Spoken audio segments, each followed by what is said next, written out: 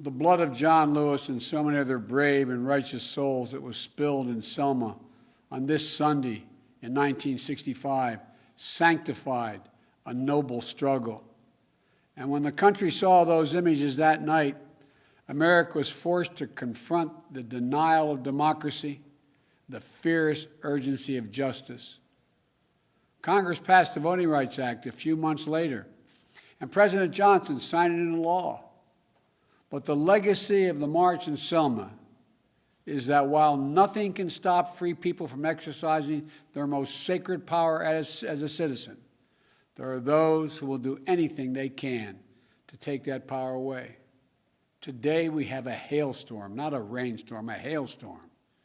In 2020, our very democracy on the line, even in the midst of a pandemic, more Americans voted than ever before. Multiple recounts in states and decisions of more than 60 cases from judges appointed by my predecessor, including at the Supreme Court, upheld the integrity of this historic election. Yet instead of celebrating this powerful demonstration of voting, we've seen an unprecedented insurrection in our capital and a brutal attack on our democracy on January the 6th. And a never before seen effort to ignore, undermine, and undo the will of the people.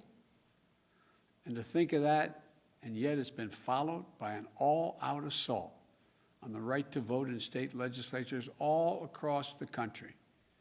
You know, during the current legislative sessions, elected officials in 43 states have already introduced over 250 bills to make it harder for Americans to vote. We cannot let them succeed. Last week, the House of Representatives passed H.R. 1, the For the People Act of 2021. This is a landmark piece of legislation that is urgently needed to protect the right to vote and the integrity of our elections and to repair and strengthen our democracy. I hope the Senate does its work so I can sign it into law.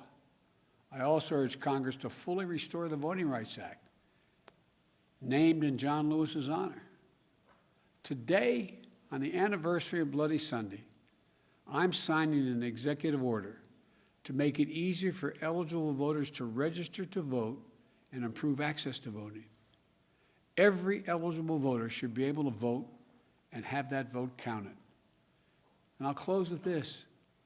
A few days before he passed, Jill and I spoke with John, Congressman Lewis. But instead of answering our concerns about him, we talked about how you doing, John. He asked me to stay focused on the work left undone to heal and to unite this nation around what it means to be an American. That's the God's truth. John wouldn't talk about his pending death or his concerns. He said, we've just got to get this done. That we're all created equal. We all deserve to be treated equally. On this day of reflection, please, let's stay focused on the work ahead. Let's remember all those who came before us as a bridge to our history so we don't forget its pain, and as a bridge to our future so we never lose hope. May God bless their memory. May God bless you all, and may God protect our forces.